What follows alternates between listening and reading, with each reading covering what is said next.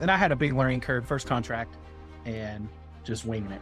I don't know if I told you, Colonel, like what, because I was just onboarding Steven for the first time, just met him yesterday, and he started talking about this contract. He made the mistake, and now he's just going to live with it and suck it up and learn from his mistakes. I'm like, hey, you really want to learn from your mistakes. We need to fix this shit now and see, hey, I bet there's some things you could do there. So I'm glad that you had a chance to look at it. We talk a lot on this channel about selling to the government and winning the contracts, but the real work starts after you win the contract. In this video, what you're going to see is Steven. He's a student in our GovClose certification program who has won a contract with a federal agency. And he realized after he won it that he really didn't look at it hard enough. He's not making any profit on the contract, or at least not what he thought he was going to. He came in, he was like, hey, I'm kind of stuck with this. I made some mistakes and now I'm in your program, now I'm gonna learn. And of course, his contract is 1 year with multiple option years afterwards. He said, hold the phone. And this is for everybody watching. You are not stuck once you are on contract with the government. Life is a negotiation, just like your contract, even an existing one with the government.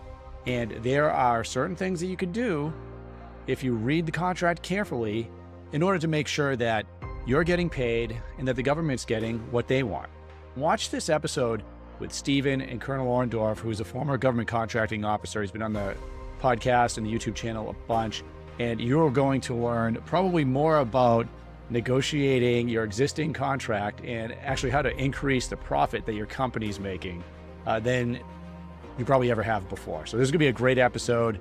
Watch till the end. By the way, leave comments in this video. I'm gonna pick one of the comments to do a free consulting call, and whether that's on YouTube or in the podcast. All right, let's get to it. Colonel, what'd you find out? Well, based on what you told me, Stephen, do you go by Steve or Stephen? Hey, fine, sir. Or whatever. Okay. Well, so based on what you told me, and there's some limitations. The initial thought is, okay, well, you just signed up for something and it just turned out to be a lot more than you asked for. However, if you look at the details that you sent, I looked at the request for quote, I looked at your quote, and I looked at the contract. And specifically in the contract, I looked at the PWS. Because what I'm looking for is the drivers for the things that you said increase the amount of time that you're putting in place. The big driver is that there are rounds of acceptance to accept the training that you're providing. Nowhere in any of the contract documents does it say that there's an acceptance criteria. There's not even a criteria for what that acceptance would look like. So what you have now is any effort that you put in to meet a bar that was not defined is effectively out of scope. So the key on this one is the VA asked for a commercial off-the-shelf product, which you offered a commercial off-the-shelf product, but in your offer, you said, I'll do some tailoring for your specific scenarios within 20 days of contract award. So within 20 days of contract award, technically, whatever you put on the table that is COTS is by default accepted. There's no option for the VA to say, well, we like this more than we like that, or we want the color to be blue, or, can, do this or that, which apparently puts you into a little bit of a do loop to get it up to the point where they say, yeah, we like this. Is that the way, am I understanding this correct? You're off a little bit, sir, and only in the fact that we went round and round on the templating. So the tracking mechanism and the reporting, there was, hey, we need to, they did not provide they provided what they wanted to look in the PWS. I provided that. We prefer this, and then just went round and round with kind of the tailoring documentation. We are entering into this issue. So the VA asks for tailoring for each time that we deliver the product. So we're not delivering anything in February, but in January, even it was, hey, we want this course and we'll submit our customizations in time. But from what it sounds like is that 20-day window was from contract offering, not 20 days out from product offering. Now, keep in mind, the RFQ had no such conversation about any customization whatsoever. Right.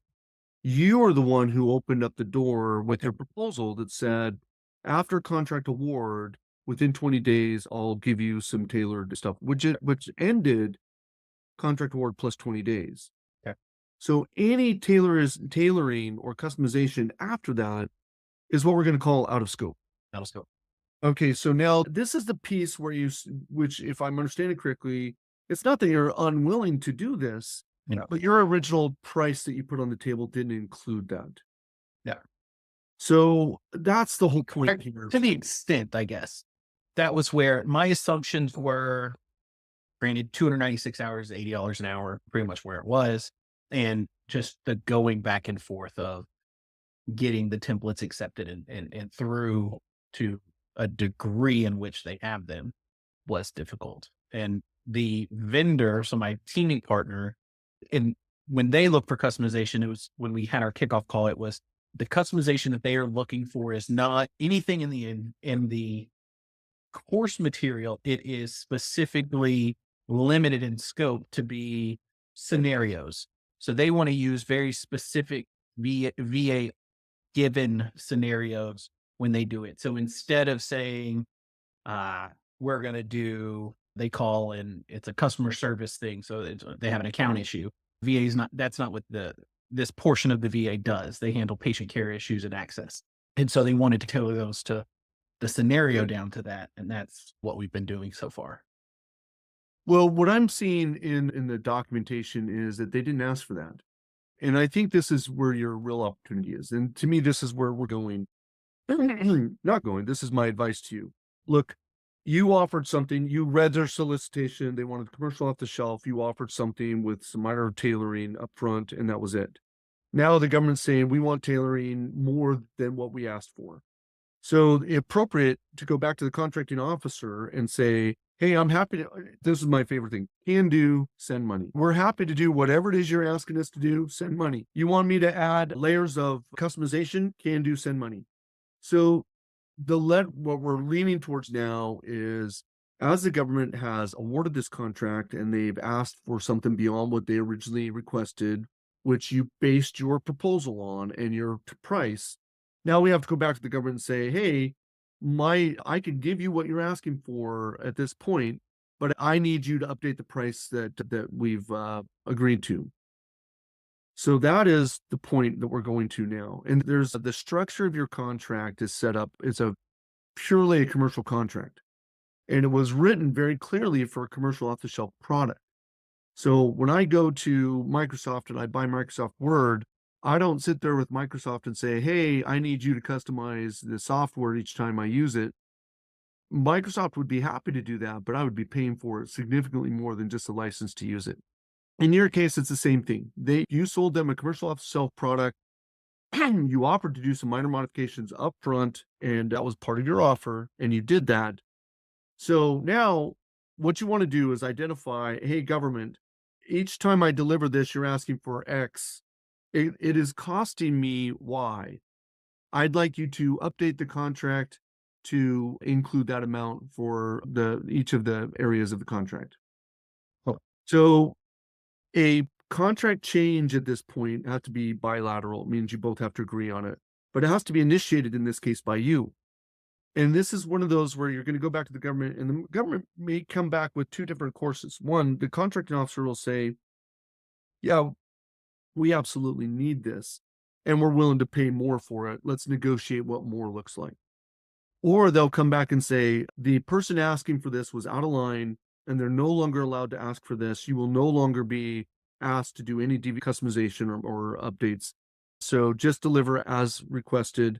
And so you have a couple of different branches of what will happen from here. So my advice to you is you send a letter to the contract officer. In this letter, you identify what you've already done that is above and beyond. And if you have an email trail from the government that says, I need this, you provide that as evidence to the contracting officer to say, I've been asked to do this. It was not part of the contract. Here's how much that cost me. Gotcha. You We're know, lucky. Those made it to the meeting minutes, those requests. So, which is perfect. they're approved. You have clear evidence that the government has directed you to do something that is not part of the contract. Perfect. So if they're in the meeting minutes and you say the government has asked for ABC, now you go back with those meeting minutes and say, contracting officer, the government asked for something that was not part of the contract agreement. You need to send a letter to the government.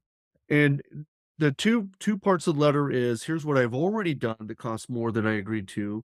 And the second part is, here's what I'm being asked to do going forward that is more than I already agreed to.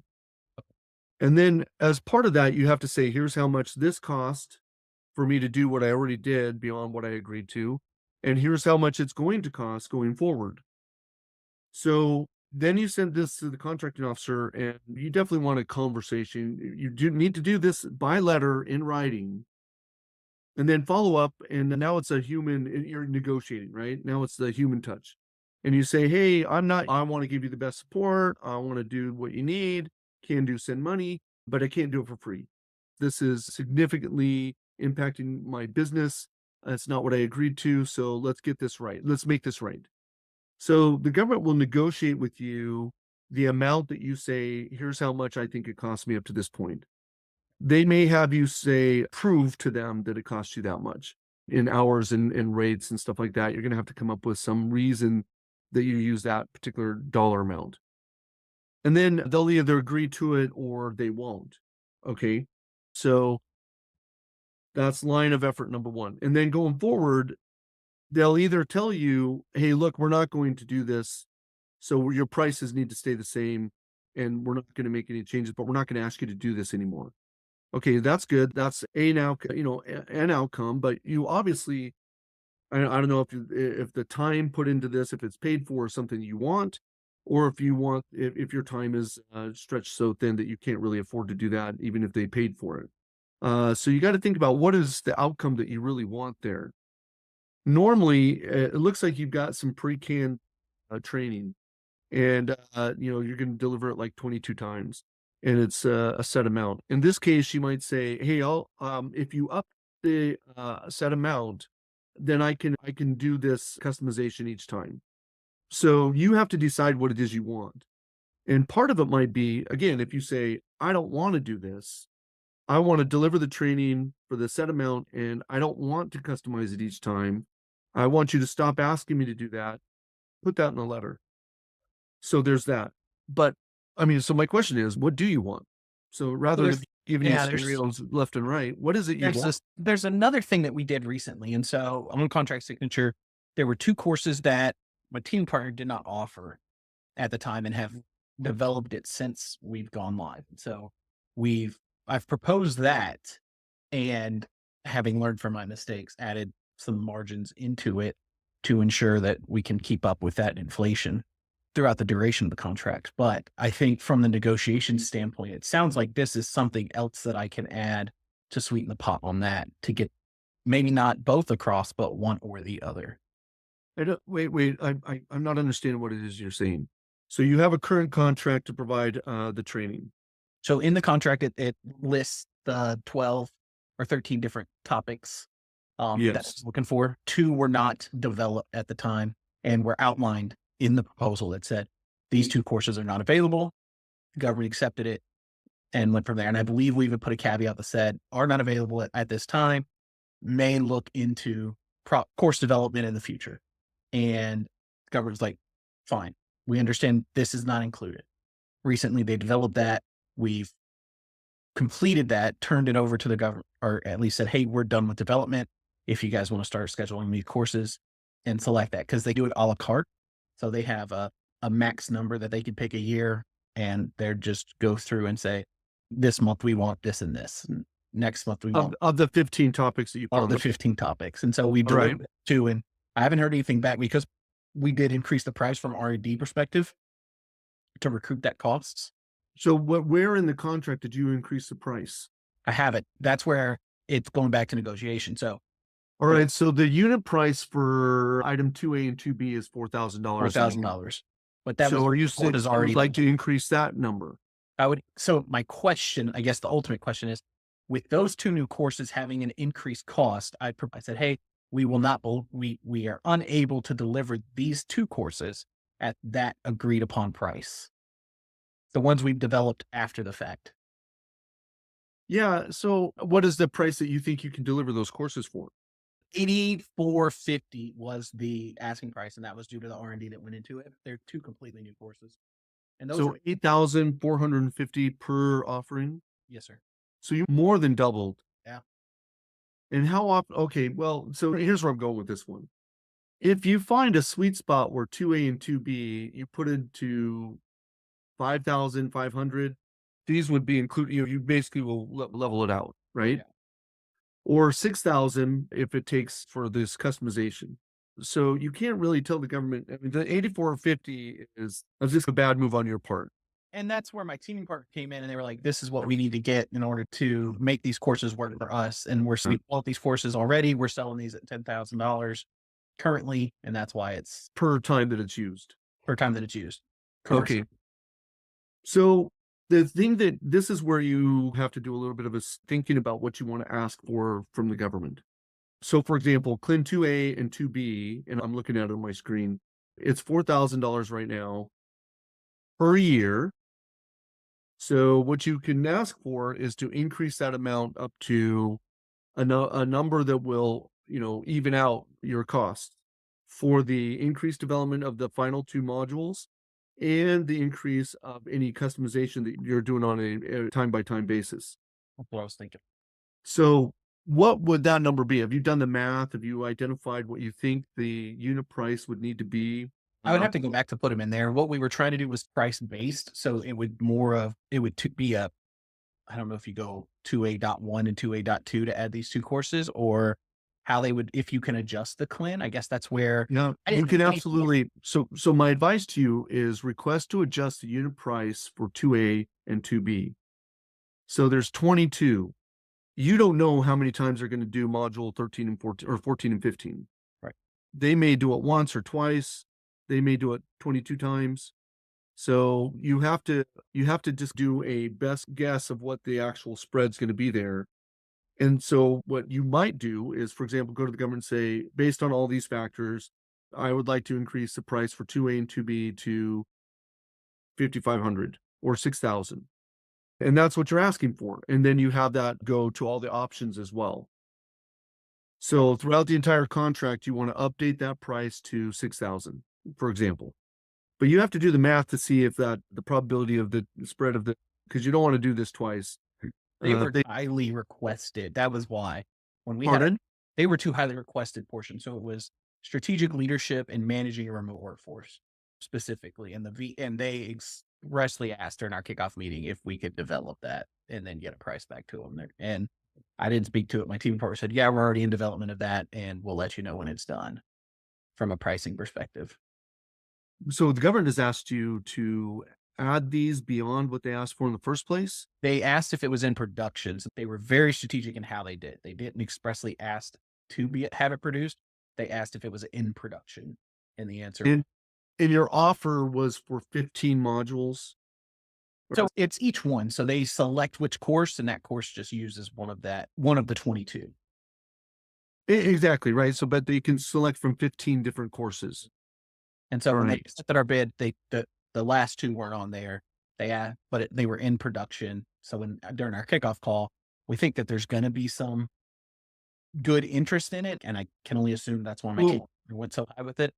Stephen, let me ask you this question. Is it your partner says they need $8,450 every time that is run?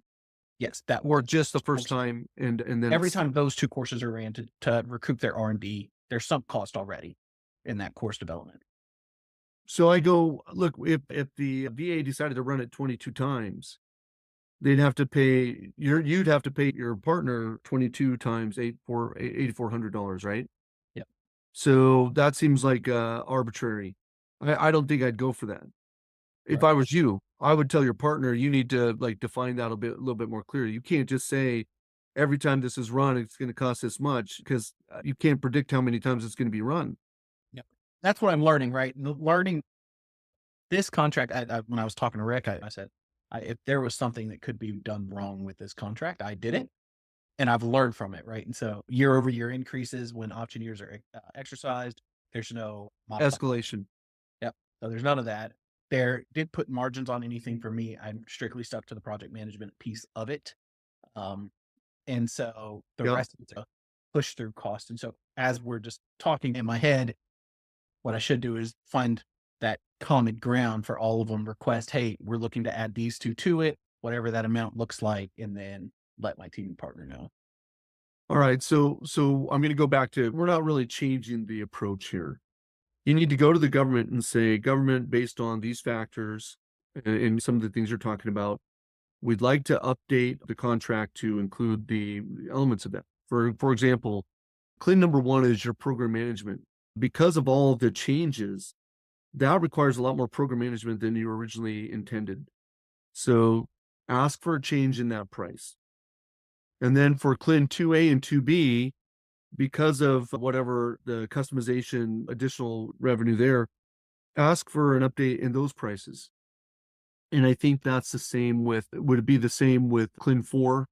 It looks like that's the same price. So your CLIN 2 and 4, update those prices accordingly.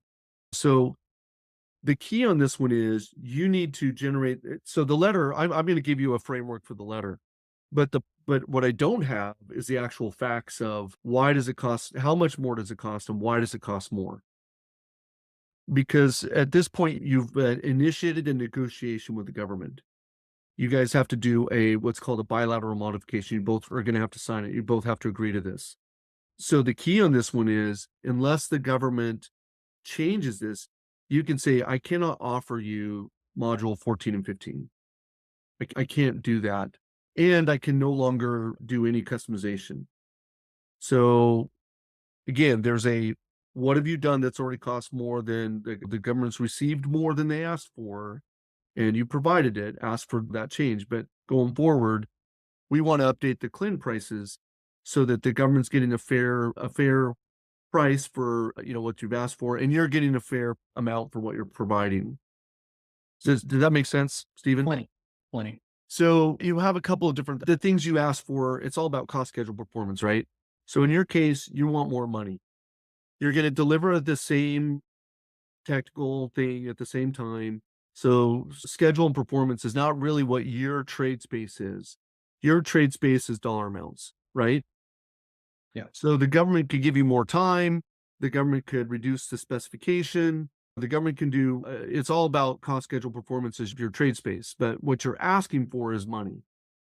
So I think that's the kind of stuff, and you have some justifications for that. But the key is you have to build a table or some kind of evidence that says this is what the increased cost is and why. Again, for what you've already delivered and what you are going to deliver going forward. Yeah, pretty good idea. Does that make sense? So I generated a letter, and not knowing the pieces that we just talked about, I just plugged in, we're looking for a 10% increase. This is not the right answer, but it gives you a framework for you to go in and say, okay, look, I need two things, what I've already done and what I'm doing going forward. I guess the assumption, like the common misconception then from all of this is, when on contract, it's a best faith effort to meet those expectations. However, once you get into work, you're not beholden to it if you're doing more and getting asked to do more along the way. So these are firm fixed price, commercial off the shelf. Technically, you hand it to them and walk away. I want to take a quick second to talk to anybody watching this that's interested in starting a government contracting business or starting a new profession in government contracting. Our GovClose certification program, which I'm super passionate about, is a rigorous training environment, not a course, a rigorous training environment that is teaching you the expertise of how to sell to the U.S. government. Now, this is based on my background as a former government procurement officer, the work I've done as an account executive and senior account executive selling for big companies, but even more importantly, everything I've learned running a very successful consulting firm and helping over 500 clients sell to the government. When you graduate from this program, and it will take a lot of work for you to graduate from this program, you will be able to talk to any business, analyze federal spending data, contract data that's publicly available, and build a step-by-step sales plan for that company. You'll be able to execute that sales plan, build a pipeline, find early leads, set up meetings with the government, build relationships, and most importantly, close contracts. The students that graduate our program, they go on to start their own consulting firms, winning high dollar consulting clients. They go on to land high paying salaried positions as account executives with companies that sell to the government. And by the way, even kids just out, I call them kids, right? But 20 somethings just out of college with no background in government contracting, they're beating out seasoned professionals. The last one that won a spot for a satellite company won out 50 other applicants because he was able to walk in there after going through our program, after the road mapping and analysis, the only one of all the applicants that could tell that company exactly how the government bought what they sold, the exact offices that bought what they sold, what contract vehicles those offices used, how much they spent, and how to reverse engineer a sales pipeline that could actually land those contracts. Being able to have that expertise talking to a company for a job or a CEO for a consulting position is immense, and very few people can do it. I'm so proud of the people that have gone through our program. And if you are considering either a job or a business, and by the way, some of our students are doing both, as I did. They're running a consulting business and they'll have an account executive job. It's transforming their lives. It's bringing true wealth to them and their families. Okay, back to the video. So you should not have to do any basic management stuff, maybe, but you shouldn't have to do much more than that. So in the event that the government is asking for more, the way the contract and the changes doctrine is that you can then ask for more money or reduce tech cost schedule performance trade-off. If the government's asking for more, then you can do a trade-off. So especially if it's a commercial item for a COTS product. So the second the government started asking you for more, they opened the door. And if you didn't say, that's not part of what we signed up for, then you are now along for the ride. But it doesn't mean you can't ask for more money. It doesn't mean just because you did it, that you no longer have any right to ask for a compensation for that. Now it's negotiable. So you can't just say, I need $10,000. And you have to say, here's why, here's my rationale, here's my justification. The government has to make a decision that it's a fair and reasonable rationale and justification, and that the amount is appropriate. So the contracting officer is going to make a determination that this is what a reasonable person would actually agree to. And in the event, so let me just walk this whole thing all the way through. All right. We talked about protest. This is a commercial item. You've provided a commercial product, a service under a commercial contract with 52212-4 and -5. In 52212-4, paragraph C, it's called changes. All changes have to be agreed to by both parties. And in part D, there's it's disputes. In the event that you don't agree, there's a very formal process that you go through to resolve the disagreement of what you should get and what is going on there.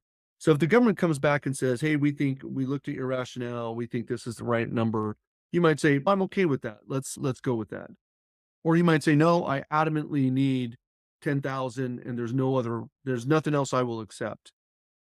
And so you come to an impasse. The disputes part of the commercial clause will then take place. Then that's when you say, okay, we need to resolve this under disputes, the disputes portion of the contract. And then it will go through, again, it's a very formalized process, but you want to avoid that. You want to actually be able to come to a meeting of the minds of what the appropriate numbers are in all cases. So sometimes people ask for something completely just unreasonable, just to see if they can get it. My advice to you is don't do that. Don't set it up for a fight, because then you're going to spend all your time doing that. Ask for something that's reasonable. Ask for something that is appropriate for what you're providing, and make sure that make it easy for the government to say, okay, well, we don't like this because you're asking for more money. However, we understand, and we will either stop asking for this or we will give you money if we're going to ask for it. So you have in your contract, it's completely structured for you to be able to go back and ask for more money based on them asking for more than what you've offered. Okay. So you have the legal framework to do exactly this. I've written up some stuff. I'm going to send it to you so you can like dissect it and pull it. And there's some elements there. I had to make some assumptions. So you'll have to update that based on what you've told me. Yes, sir. So to me, I think you're in good shape, because the simple fact is they asked for X, you quoted X plus a little bit of Y, and then they came back and wanted X plus a lot of Y. So, and you have documented evidence through meeting minutes that they asked for way more than what you offered. So do I just wait?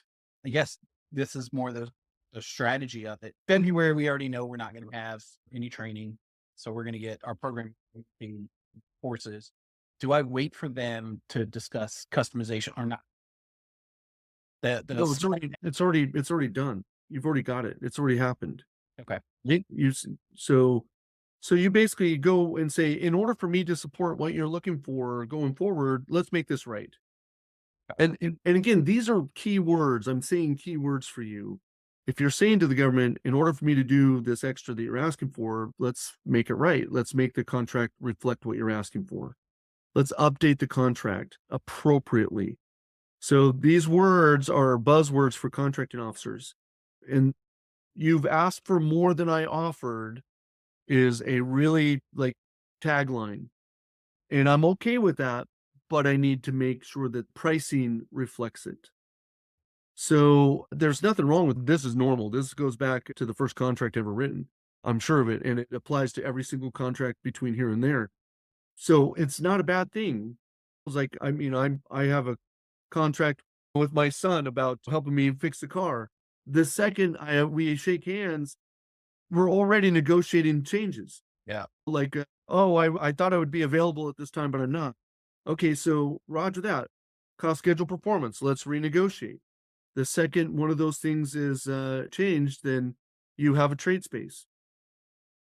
This is okay and it's normal. It's actually built into the terms and conditions of your contract. So And do I reach up to my core with that, No. or I go directly to the KO? Because my core does, and I guess that's where my confusion with them is. My core approves my invoices, so any contract changes I know would come through the KO, but I guess where I go straight to. yeah. So this is a strategy. All right. So the first thing, the core has absolutely no authority other than what the contracting officer has said. Hey, you can just verify performance, which is signing your invoices. That's it. Your core ultimately is the one who requires the service, and they can verify that the service was received. That's all they can do. Any changes to the contract to cost, schedule, performance have to go through the contracting officer. Now, the money has to come from the core. The core is going to have to go find all the money. So there's a little bit of a game that you can play here. The pure technical answer here is only the contracting officer would be the conversation.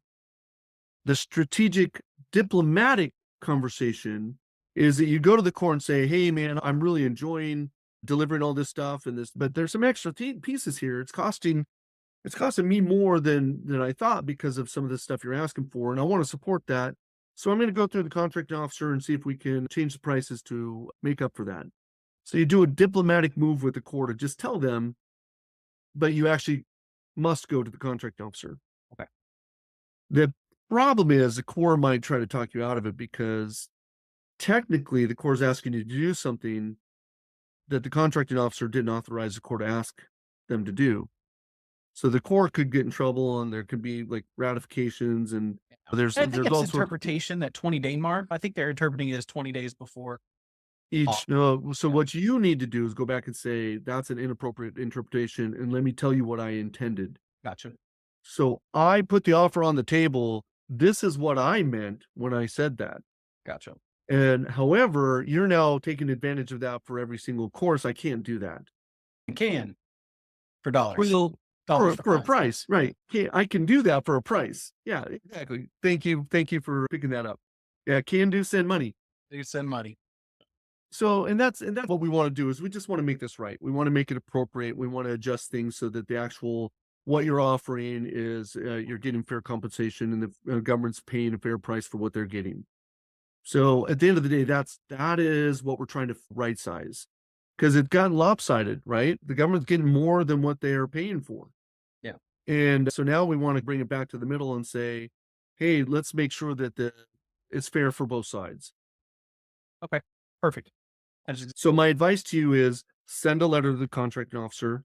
You decide the diplomacy of talking to the Corps, right? But you must send a letter to the contracting officer, not through the Corps, to the contracting officer. yeah. You can copy the Corps if you want. That's all part of the diplomacy, but you don't have to.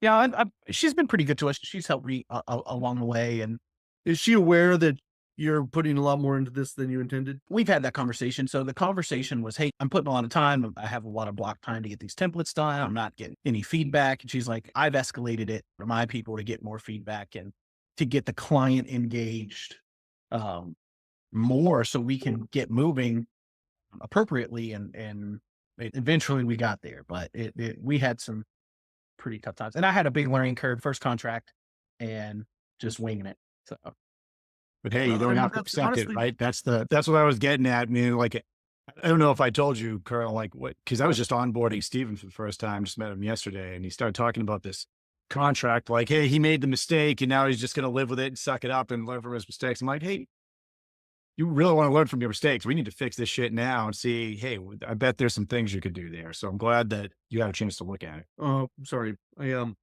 distracted. You must be looking at your bank account. No. So, Stephen, honestly, I would love to know if you send this letter, what the results are. Let me know. You're not stuck. It's an old thing with the contract, offer and acceptance. When one of those things change, you go and you update the terms of the contract. It's pretty straightforward. now, is there anything to do as far as an escalation year over year, option year execution? Yes. So that was the other half is I'm going to jump right on that one. The minimum that you want to escalate is The GovClose certification is generating tremendous results. So 27 years old, you've never worked in government contracting, you've never worked as a consultant, and you just closed your first deal, is that correct? That's fair. And I've got a couple small projects on the side as well. So definitely probably my best investment I've made all year. It would be my second post on how a cold call landed a 9-figure government contract. My name's Gavin Tice. So my name is Ethan Mart.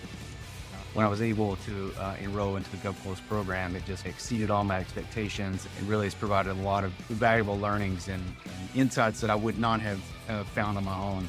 I was able to get a consulting gig with a software company that currently works with the intelligence community. Hi, I'm Deb Diller Harris. If you want to learn how to sell to the government, if you want to learn how to start your own consulting business, if you want to learn the skills that you need to go land a 6-figure plus account executive job with big companies selling to the government, the certification program is for you. Head on over to govclose.com, check out our certification program, talk to the team. You won't regret it. the CPI, Consumer Price Index, which is right out of the Bureau of Labor Statistics. It's been running right around 2 to 3%. It was up at 4% for a while. The standard that the government accepts is like 2.5. And you can just say, hey, based on the, this, I would also like to escalate my options at 2.5% per year on the out years. Yeah, I was gonna ask for 3 just to cover, just to hedge inflation, not necessarily get away from it, but to hedge it. Well, remember, it's a negotiable point. Yeah. I know from my experience that the government wants to drive that number down. Contractors want to drive that number up and, use it as a place to kind of park some extra capital if things go well. It's not really what it's meant for. So if you want to hedge your numbers, you can just flat out say, I want to escalate this by 15% every year for no reason other than I just want to do that. I'm learning so much. I thought I was looking at profit margins in the 15% range, and I started doing a lot of market research, finding out some of my competitors in the 40% range after their G&A, after their labor costs, everything like that. And so I'm I was in a different game than they were. Now I think we're playing on the same game. And I mean, Yeah. Well, there's a lot to be said for this one. This is not a bad one. It's like the total contract value is, what is it, about 194,000. It's a good one to cut your teeth on. You're not gonna lose too much. You're not gonna gain too much, but you're gonna learn a lot. I- I wouldn't play around with the escalation to I be a place to get healthy by putting your prices right. Yep. And don't try to get too healthy on this one. What you want to do on this I'm one not. is just get to the point where you're just making it that it's not, but don't try to get more than that. Next time you can throw in the 40% and maybe you'll win on price or not. But keep in mind, those people who are throwing 40% in there, they're not price competitive. So if you're in a price fight, then people are not making 40%. They're making 8, but they're also getting the contract and everything's paid for. Their overhead, their G&A, their company operating expenses. Sometimes companies will say, I need 4% because that just keeps my doors open. And I don't really need the profit. I just need the operating funds. So companies make decisions for different reasons. Yeah, I didn't know there was still ongoing negotiating opportunities after that. I thought I was stuck. I No. accepted it, right? Up until yesterday, Morgan was like, absolutely not. We're fixing that. I was like, Yeah, wait, no, the second the government changes what they asked for, the negotiations begin. gotcha. Perfect. So Yeah. I Gonna let the core know. First, I'm just gonna give her a heads up because she has been saying, hey, we're doing this. I'm gonna send it off to the KO and let her know from there. yeah, else so I'll I let you think go ahead, Rick. Sorry, I just want to say, hey, one other thing that I don't think I brought up yesterday is obviously do everything very friendly with them, right? And because I mean, look, you could use that one relationship to win a lot of other work that's worth a lot more. For instance, when I was in the seat selling it was software, but well, I guess that's what you're doing here. But you're program management services, if I remember correctly, is what you're Program project, and I really want to get into fresh a bit. The other thing that happened is they awarded this on the 29th of September. So I got a CPARS for one day. Was it good? It was, yeah, I got it. We didn't do anything. I had to fill it out. I got I mean, it can't be bad. There was nothing they could do. Like, If you ever do get a bad one, by the way, we had a project with a client where they got it wasn't like super terrible, but they were getting great ones. And then like they got downgraded. Like you can go back on the CPARs too. Just keep in the back of your mind if you ever see a bad one.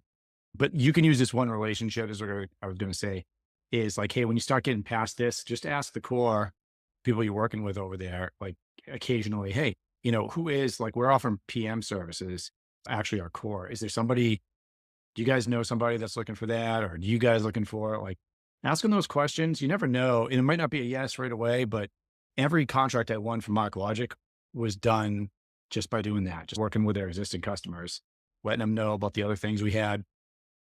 and I had to get everything squared away. Well, again, that learning curve was steep and came fast. So now that we're good, I'm learning a lot more and keeping things wrong. It's good stuff, man. Good. Well, sounds like everybody wins on this call.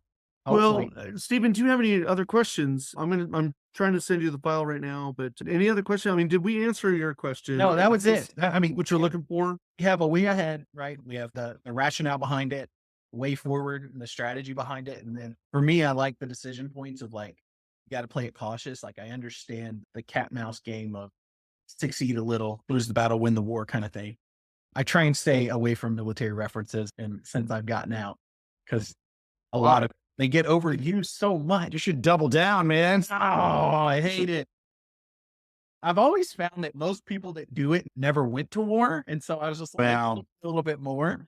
That's You know, fair. if you're like, if you've never seen the worst of mankind, then you can use it a lot more. And I was a nurse when I did deploy, and we saw the worst of the worst. And it was not, No, I just try but you know what? I think it's a little bit cleaner from where you're at right now, right? So I'll tell you. Well, I was going to say like, hey, I think we're all glad we're sitting where we are, but Colonel Orndorff keeps going back to like Somalia and the Middle East and all over the damn place. I'm like, why are you doing this? It's like, I just can't stop. I love it. hey, once you start traveling, I want to get my kids overseas for a year so they can experience. I did 3 years in Germany when my dad was in. I never went Oconus when I was in, and I just feel like they need to experience that. Yeah. Once you That I travel agree with. internationally, it's so much fun. So I don't blame you, Colonel O. Well, I spend an awful lot of time still in the sandy, dark, hot places where people want to do bad things. So Yeah, traveling's one thing, but where you're going, that's the shit that I don't ever want to see again. Well, but aren't you said you're in the Midwest, right? Like Oregon, Washington State. I'm in Oregon. Yeah. I would want to get out of there too. Oh, no. This place is gorgeous. This is not about me trying to get out of here. It's more about there's interesting things to do in bad places. So I'm still doing interest. Hey, let me shift gears a little bit. I'm going to send this document. Rick, you're on the message. When you put together your letter to the contracting officer, if you'd like me to look at it, please shoot it over. I'll do a quick review, any track changes, comments that I have for it. But you get the idea of what we're trying to do. And I'm happy to look at that for you. I think this is an interesting challenge that you've got. It's going to be just a matter of how well you can put in a compelling argument that you need those two things. And yeah, so there you go. All right. So, and let's see if I can get that done. All right. So Steven, I just hit send. So you should be receiving something shortly. And Rick, this is just very quickly put together. So I tried to capture a little bit of the details. I think it's updated based on this, but there you have it. Okay. No, good stuff. I mean, even if you didn't send that, like, I would be happy with the path forward here. So Right. let's make it work. Got it. I'll get this Okay. announced to you by Monday. You'll have it in your email box when you wake up on Monday. I'll finish it Saturday, Sunday. Yeah. So I usually I try to have a empty inbox, so I'll get stuff back to you as quickly as I can. I'm traveling Monday, but I'll watch for it, and there you go. Seriously, good luck with this, and I do want to know how it goes. We have our monthly project meeting first Monday, so it's Monday. So I'll see what happens there and update accordingly. Yeah, and I think your narrative is, hey, we want to support. Yeah. Can do send money. And do send money. Good tattoo. All right, I'll talk to you guys later. Rick, is that it? Are we done? Yeah. No, we're done. Thank you, Thanks, gentlemen. sir. All Appreciate right, it. gentlemen. Have a great Thanks, day. Steven. Take care. Have a good weekend. Y'all take care.